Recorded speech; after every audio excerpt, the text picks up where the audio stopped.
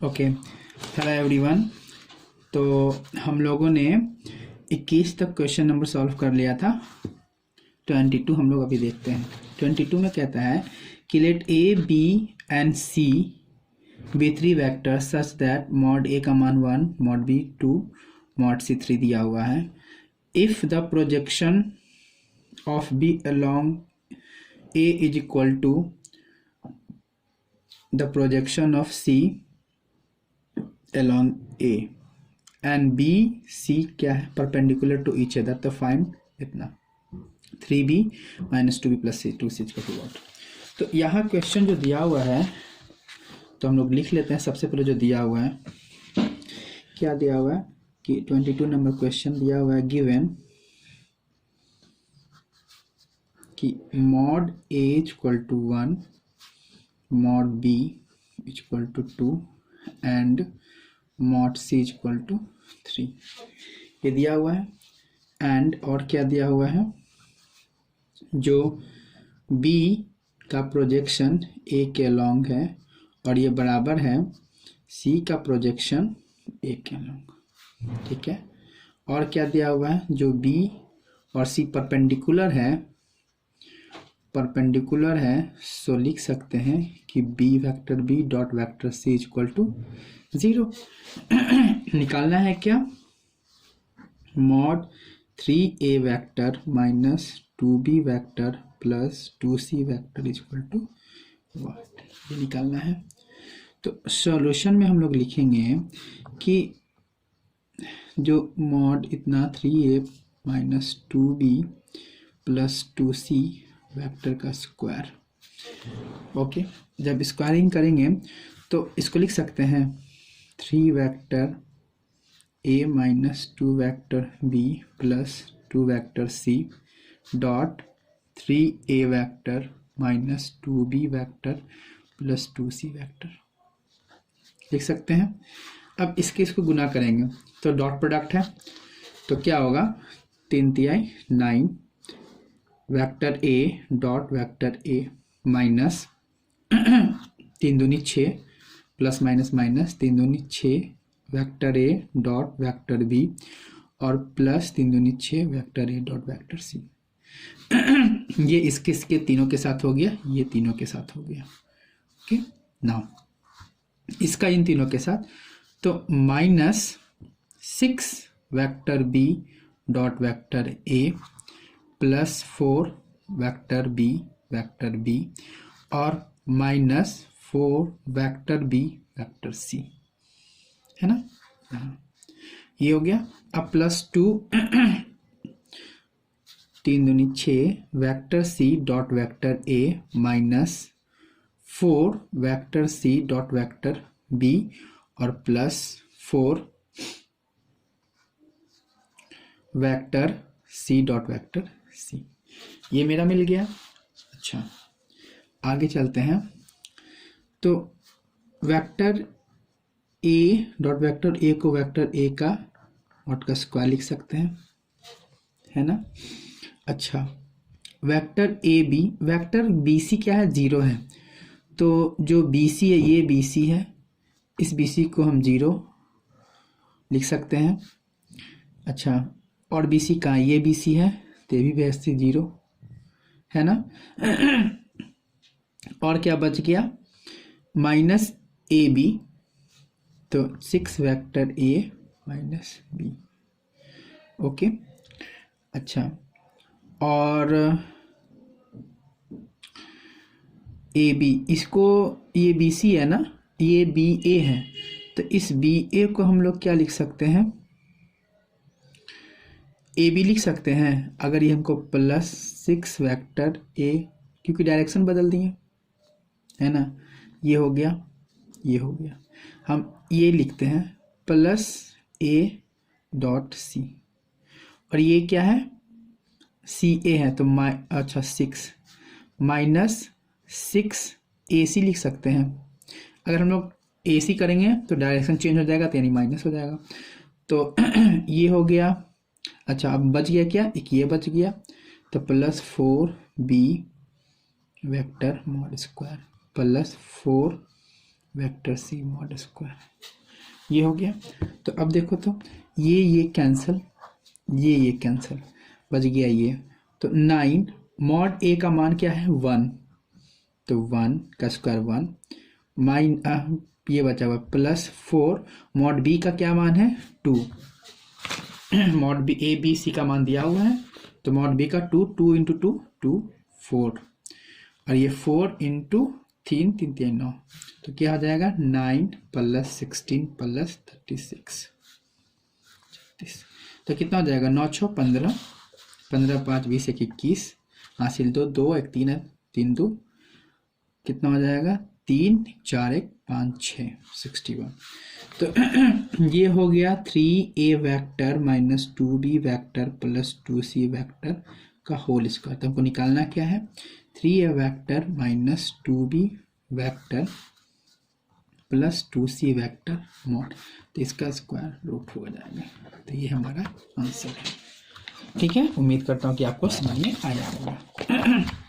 अब कितना number question है 23 नंबर सवाल। कहता है कि find the value of lambda, lambda का मान निकालिए for which lines are perpendicular to each other. Lines क्या होगा परपेंडिकुलर, लाइन्स दिया हुआ है और परपेंडिकुलर है। ओके, अब ये भी बोल रहा है कि find hence find the whether the line intersect और नॉट, बोल रहा है कि ये लाइन इंटरसेक्ट होगा या नहीं होगा। ओके, तो 23 नंबर सवाल हम लोग देखते हैं।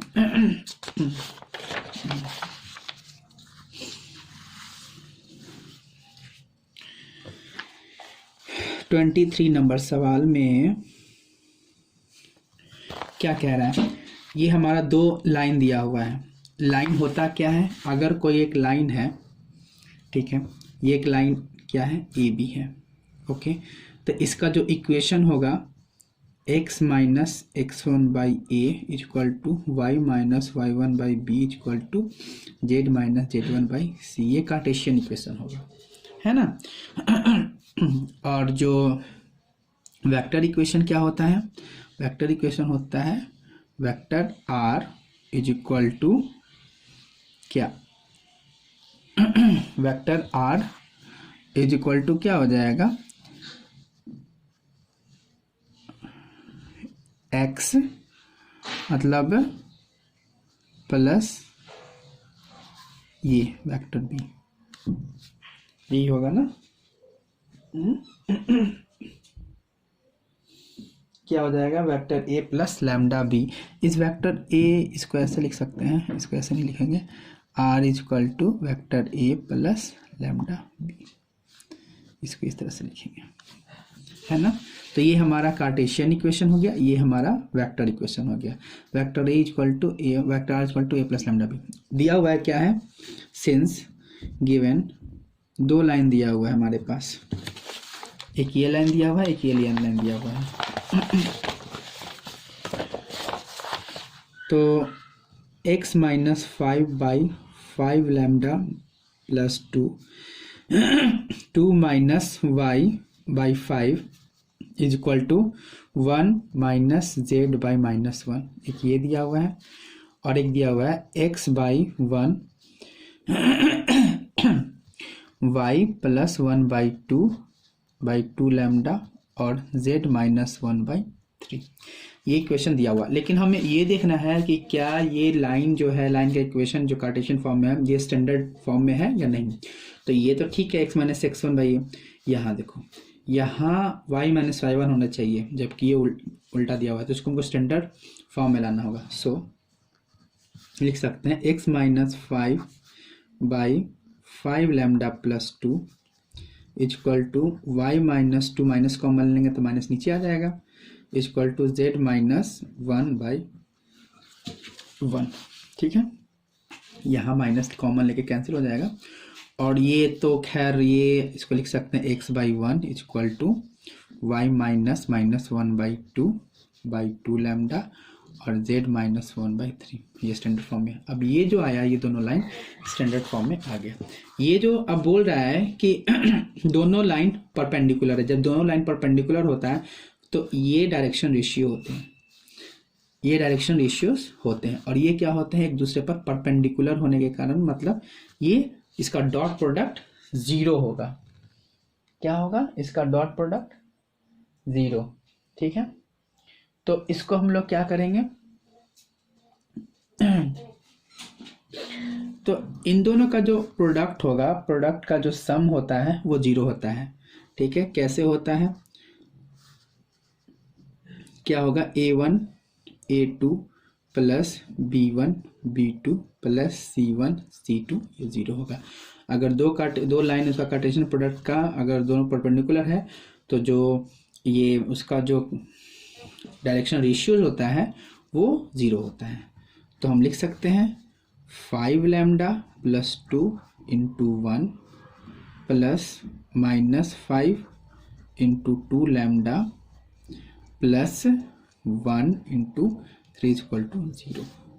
तो यहाँ से लैम्डा मुझे मिल जाएगा 5 लैम्डा प्लस 2 माइनस 10 लैम्डा और प्लस 3 इक्वल टू 0। तो 5 लैम्डा कितना हो जाएगा? 5 लैम्डा, अच्छा ये 5 माइनस 5 लैम्डा हो गया और ये प्लस 5 इक्वल टू 0।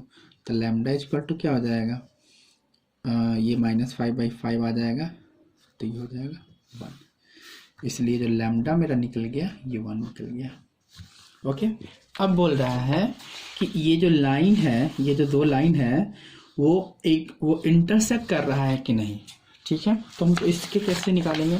तो सबसे पहले जो मेरा स्टैंडर्ड इक्वेशन हम निकाले हैं, लैम्डा का मान हम पुट करके स्टैंडर्ड इक्वेशन हम लोग निकाल लेते हैं। तो इस इक्वेशन में हम पुट करेंगे लैम्डा का मान, हमें एक लाइन निकल जाएगा, फिर से पुट करेंगे हमें एक लाइन निकल जाएगा। ठीक है, तो देखते हैं क्या लाइन है। तो ना x माइनस 5 लैम्डा 1 है, तो 5 plus 2 7 is equal to y minus 2 by -5 is equal to z minus 1/1। ये एक लाइन हो गया।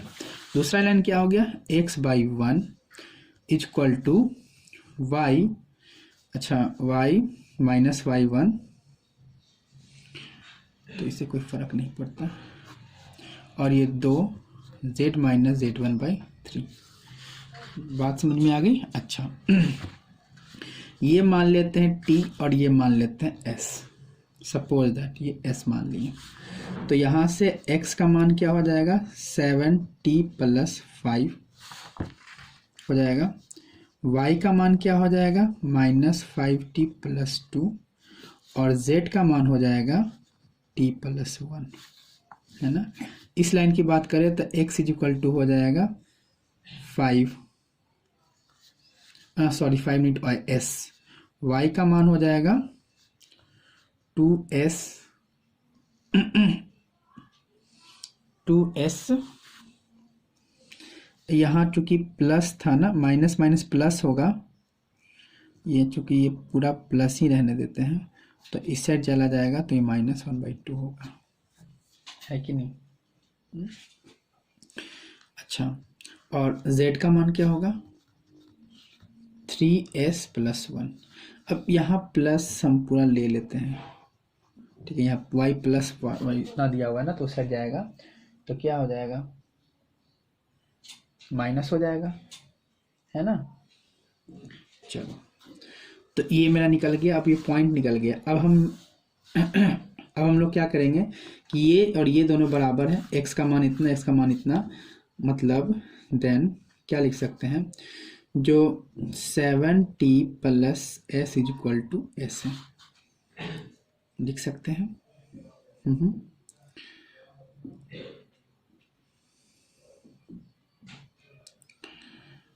इक्वेशन 1। फिर उसके बाद लिख सकते हैं कि -5t plus 2 is equal to 2s minus 1/2 है, इक्वेशन 3। और t plus 1 is equal to 3s plus 1 है, इक्वेशन 4 हम लोग लिख लेते हैं। ठीक है, तो अब हम लोग क्या करेंगे कि s का मान दिया हुआ है यहाँ, तो अब 1 और 4 की हेल्प से हम लोग s और t का मान निकाल कर 3 में रख देंगे और देखेंगे कि ये 3 सेटिस्फाई कर रहा है कि नहीं। तो कैसे करेंगे?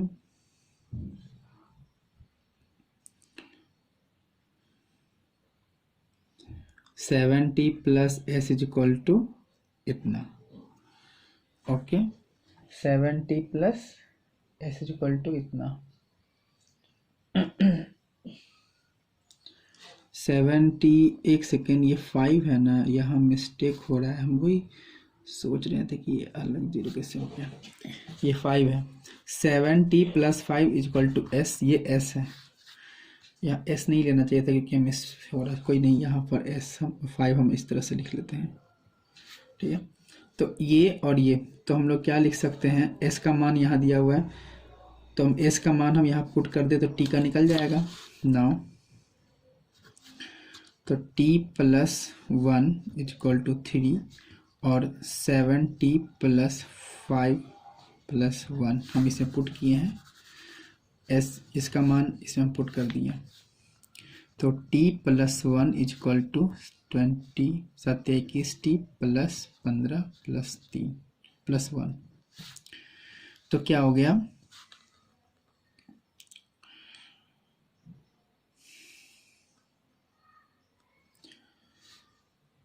ये 15 एक 16, t plus 1 is equal to 21t plus 16 और 1t इधर चला जाएगा तो 20t बचेगा, है ना, 20t।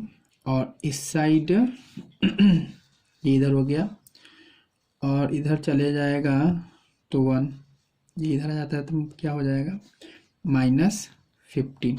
तो t का मान हो जाएगा -15/20, यानी 5 दिया 15, 5 को 20, t बराबर -3/4 हो गया। अब इसका मान हम क्या करेंगे, इसमें डाल देते हैं। 9 t का मान हम इसमें डालते हैं तो क्या हो जाएगा, -3/4 plus 1 is equal to 3s plus 1। तो क्या हो जाएगा, 3 4 -3, तो 1/4 is equal to 3s plus 1।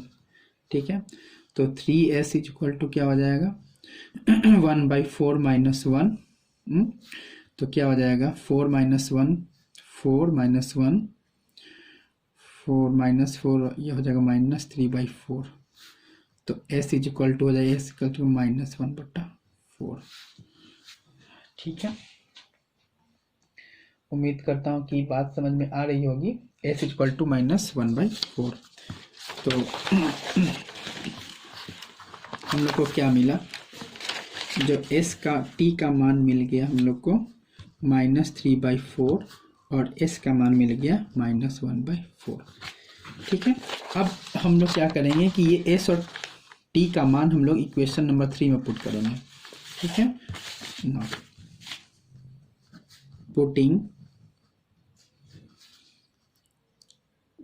putting these values in equation 3। Equation 3 क्या है हमारा, -5t plus 2 is equal to 2s -1/2 दे रहा। ठीक है, इसमें हम लोग s और t का मान पुट करते हैं। तो -5t बराबर कितना है, -3/4 plus 2 is equal to 2 into -1/4 -1/2।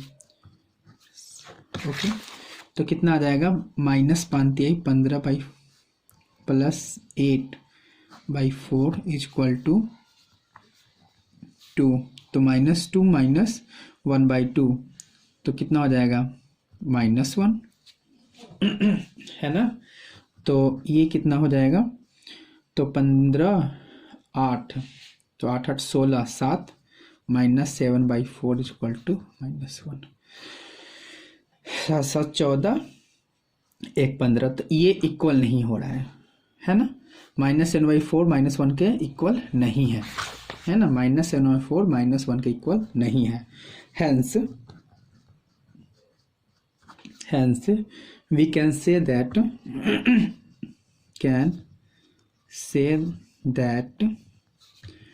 value of s and t is not satisfying satisfying the equation 3, hence so क्या है, lines are not intersect.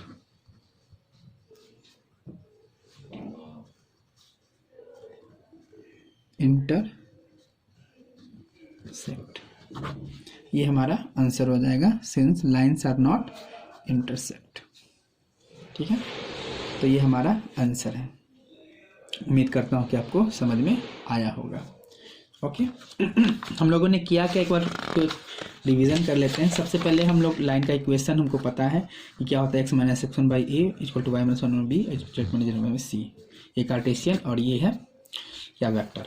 तो दो लाइन दिया हुआ है, पहले इसको स्टैंडर्ड फॉर्म में लाएं, और ये क्या है, डायरेक्शन रेशियो होता है, जो कि दोनों लाइन परपेंडिकुलर है तो डायरेक्शन रेशियो 0 होता है इसका प्रोडक्ट। जब हम प्रोडक्ट किए तो हमको लैम्डा 1 निकल गया। अब क्या करेंगे, बताना है कि दोनों लाइन क्या कर रहा है, इंटरसेक्ट कर रहा है कि नहीं।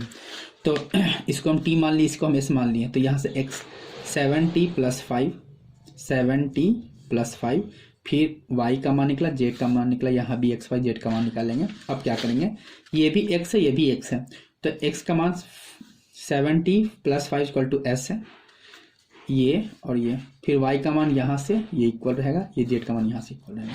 तो 3 इक्वेशन बन गया। यहाँ से इसको और इसको, इक्वेशन 4 को, इक्वेशन 1 को और इक्वेशन 4 को हम सॉल्व किए तो हमको t और s का मान निकला। ओके, यहाँ सॉरी t और s का मान निकला। अब इस t और s का मान हम क्या किए, इक्वेशन 3 में पुट किए। जब इक्वेशन 3 में हम पुट किए तो हम देख रहे हैं कि ये जो ये दोनों इक्वेशन है, ये दोनों सेटिस्फाई नहीं कर रहा है। अगर मतलब ये दोनों अगर सेटिस्फाई कर जाता है, इसका मतलब ये हुआ कि दोनों लाइन इंटरसेक्ट कर रहा है। लेकिन अगर ये सेटिस्फाई नहीं कर रहा है, ठीक है, -7/4 is not equal to -1, so we can say the lines are not intersecting. ठीक है, उम्मीद करता हूँ कि आपको समझ में आया होगा। Okay, next question,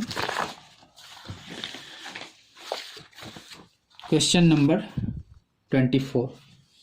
okay, question number 24 में हम लोग देखते हैं कि एक if A is equal to इतना दिया हुआ है तो ए इनवर्स निकालना है, और hence solve the equation following system, solve the following system of the equation. इसमें एक बात है, मैं आपको बता रहा हूँ। क्वेश्चन 4 दिया हुआ है, क्या दिया हुआ है, गिवन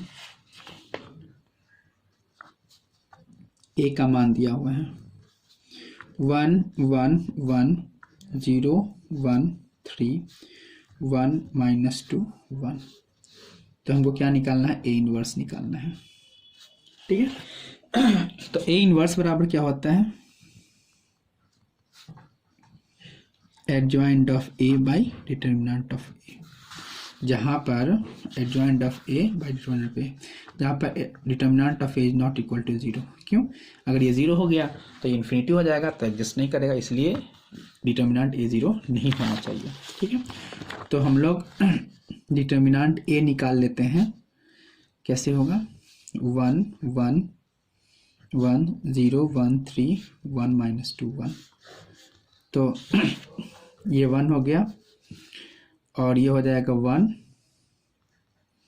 और ये हो जाएगा -+6 -1 0 -3, और ये हो जाएगा +1 × 0 -1। तो ये हो जाएगा 7 +3 और ये -1, 7 3 10 9। तो ए डिटर्मिनेंट 9 आ गया, so A inverse will exist. ठीक है,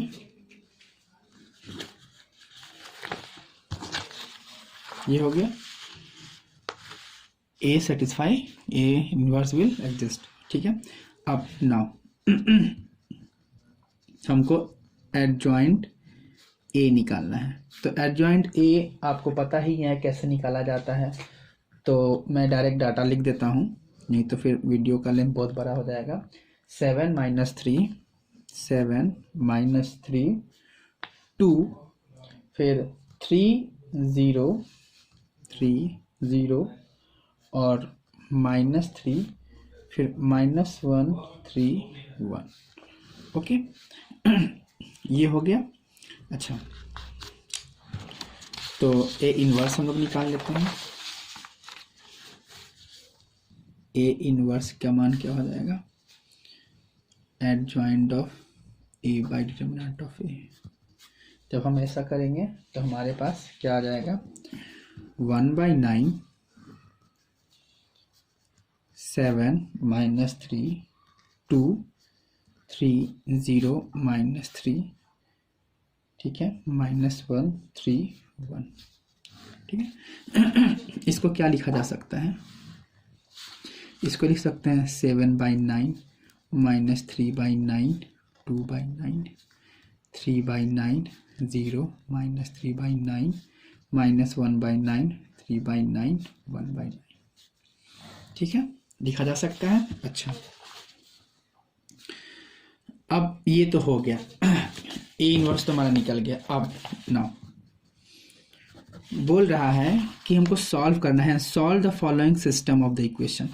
तो ये जब हम सॉल्व कर रहे हैं तो यहाँ से जो मेरा दिया हुआ है, ये क्या दिया हुआ है, x A is equal to B दिया हुआ है ना। दिया हुआ है x A is equal to B, तो एक्स इज इक्वल टू क्या होता है, ए इनवर्स इंटू बी।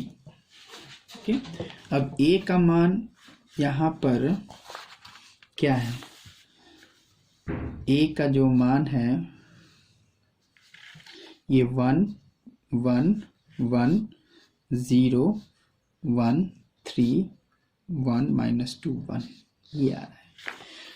यहाँ का जो ए का मान होगा वो हमेशा इसके ए के मान से बराबर होगा, ठीक है, तभी हम इसका ए इनवर्स, इसका जो ए इनवर्स है वो इसका इनवर्स हम लोग यूज़ करेंगे। ऐसा कभी नहीं होगा कि ये ए का मान इसका कुछ और आया इसका कुछ और आएगा, ऐसा कभी नहीं होगा। क्यों, क्योंकि अगर ये अलग होगा तो यहाँ जो ए इनवर्स आया उसी का मान पुट कर हम लोग एक्स वाई का मान निकाल रहे हैं। तो ऑब्वियस सी बात है, ये ए का मान अगर सेम रहेगा तभी तो हम ए इनवर्स यहाँ का यूज़ करेंगे इसमें। तो ये बात हमेशा ध्यान रखिएगा कि ये जो ए का मान आएगा वो भी ये सेम ए का मान यही आएगा, ठीक है, तभी हम ए इनवर्स यहाँ निकालेंगे और यहाँ इसका मान पुट करेंगे, तभी ये इक्वेशन भी एडजस्ट करेगा, नहीं तो नहीं करेगा, ठीक है। ओके, और बी का मान क्या है, बी क्या है 6 11 0 है ना, 6 11 0। सो नाउ अब हम लोग क्या करेंगे, x का मान निकाल लेंगे a इनवर्स इंटू बी, दोनों का मान पुट करते हैं। a इनवर्स a आया तभी तो अब यही a का इनवर्स निकाला गया है, तो ये क्या हो जाएगा 7/9 -3/9 2/9 3/9 0 -3/9 -1/9 3/9 और 1/9, ठीक है। और ये जो b का मान है 6 11 0, ठीक है। और x क्या है, x y z, यही है ना। तो हम लोग क्या करेंगे, इसको इससे गुना करेंगे तो क्या हो जाएगा 7 42/9 माइनस 33/9 और ये 0 + 0,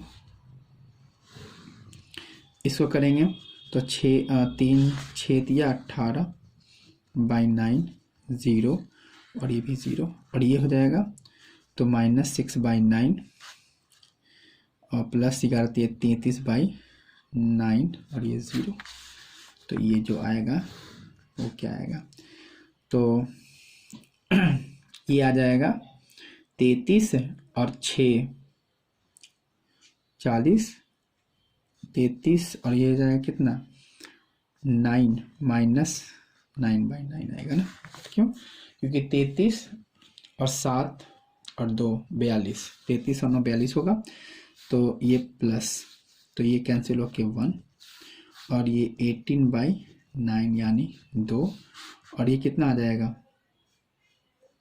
13 में से 6 गया 7 2 तो 3, तो ये आ गया 1 2 3, तो ये x y z, तो इसीलिए जो x का मान आएगा 1, y का मान आएगा 2 एंड जो z का मान आएगा 3। तो ये हमारा आंसर। ये x का मान हमेशा और हमेशा इसमें सेटिस्फाई करना चाहिए। तो x क्या है 1 2 3, तो ये 1 रखेंगे, 2 रखेंगे, 3 रखेंगे, तो ये 6 आएगा। फिर क्या है y का मान 2, तो 2 और z 9, तो 9 और 2 11, ये सेटिस्फाई कर रहा है। ये क्या रखेंगे x का मान 1 माइनस 2 और प्लस 3, तो 1 और माइनस 2 तो 4, ये इतना, तो +4 -4 0, +4 -4 0। तो अगर x y अगर x y z हम तीनों इसमें सेटिस्फाई करते हैं, मान रखेंगे, तो ये सारे इक्वेशन को सेटिस्फाई करेगा। इसका मतलब ये है कि मेरा जो बनाया हुआ जो इक्वेशन है वो बिल्कुल सही है, जो सोल्यूशन मेरा x y z का मान है वो बिल्कुल सही है। तो इस तरह से हम लोग एग्जामिनेशन में बनाकर और हम लोग अपने साइन अपने जो एग्जाम्पल जो आंसर आया उसको क्रॉस चेक कर सकते हैं। ठीक है, तो उम्मीद करता हूँ कि आपको ये समझ में आया होगा। Thank you.